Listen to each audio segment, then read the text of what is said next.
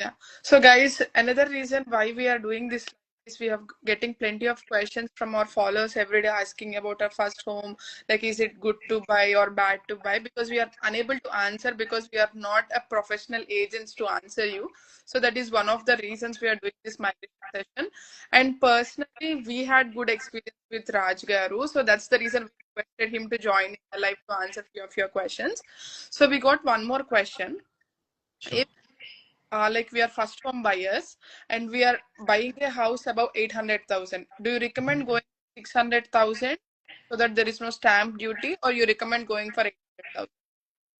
Look, so buying a first home is obviously a very big event for you, for anyone who's doing that.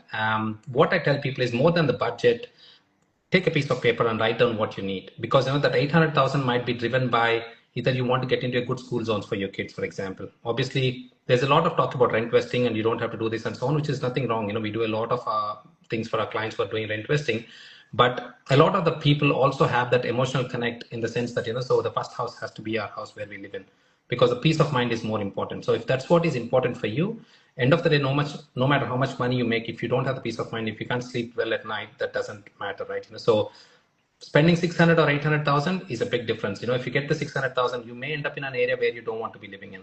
You may absolutely hate the kitchen, for example. The moment you have a rough day at work, come back to the house, and then you see the kitchen and you're like, bloody hell, I don't want to be in this kitchen right now. I want to go somewhere else. So that peace of mind is more important. So if you don't have to spend, say, 800,000, absolutely go to 600,000, but don't make the decision thinking that, okay, I know what I'm doing. For especially for first home buyers, put everything on paper and see where you want to be and make the right decision based on what is the right way forward for you.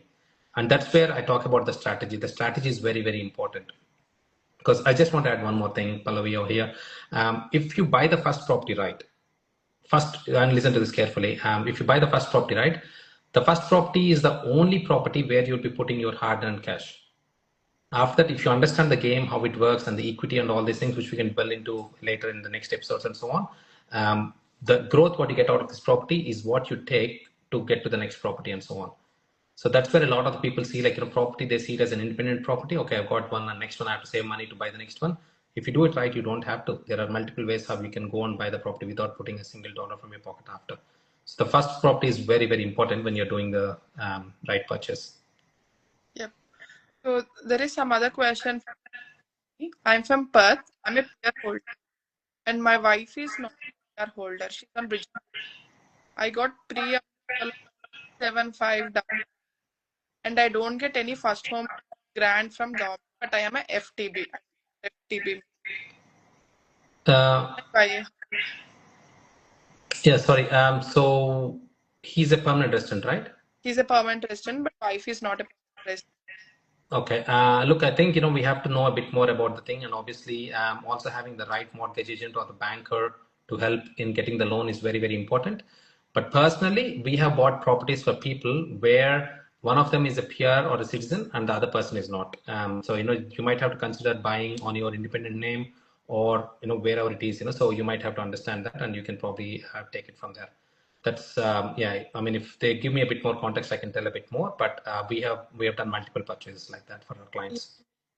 Also, like, can you tell about borrowing capacity and stuff, or no?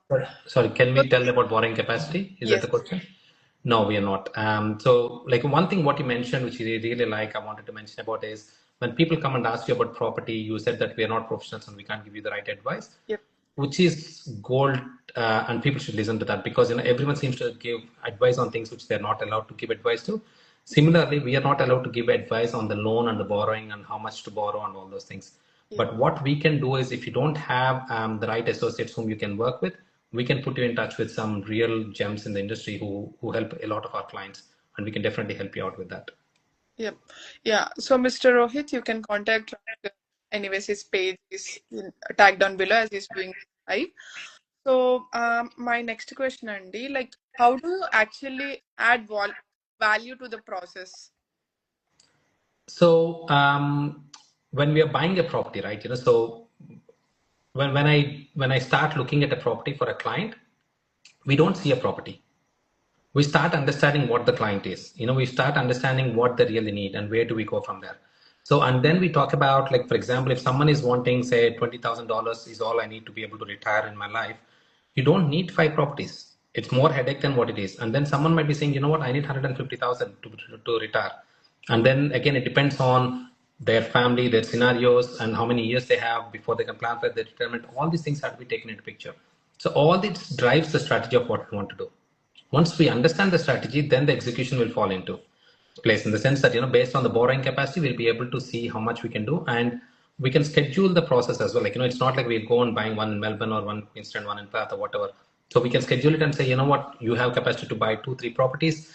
If we can get you there, like, I get a lot of people come and say, I'd like to have 5 properties in the next 10 years. And we have done for people where, they are in their fifth or sixth property within the 18 month space as well. So it's about having the value of knowing the markets and putting that value back into the system, and then spitting out a plan and a procedure how we can take them from one property to another. That's the biggest value what I would add. But on top of it, every property what we buy, for example, the due diligence is a big thing. That's where a lot of people have been missing out. For example, if someone is wanting to buy in Queensland, you got to be very careful where you buy. If everything looks really great and the numbers look quite small, it's not as expensive as what everyone is buying, there's a good chance that it might be in a flood zone. Sometimes, it looks really, really good, but the holding costs are way too expensive. So all these things have to be taken into account when you're doing that, So that's something what we do. And on top of it, the negotiation is a big thing. Like, a lot of our clients have saved thousands and thousands of dollars just on the negotiation. And all the other support which they get in the background of it is all positive on top of, what they've been doing. So we got one more comment. Sure. One solid advice that you give a couple who wants to buy a new house. If I had to put one solid advice, don't buy emotionally. Don't buy a property because you like the kitchen. Don't buy a property because you like the flooring. Don't buy a property because you like the floor plan or colors or whatever it is.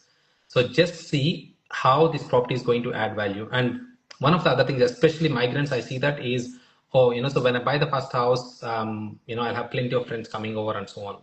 So don't buy or spend money on a property trying to please others. And there are plenty others, but yeah, that's probably the biggest one.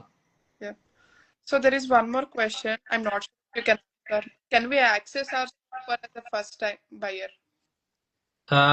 Look, I think I will leave it to a mortgage agent. I can recommend someone. Yes, I can probably answer that question, but again, it depends on a lot of other factors as well. So, so it's good to have the right conversations with the right people, and they can give you exact numbers and so on as well. Yep. Yeah. So you can definitely contact Steve, and if he's a mortgage agent.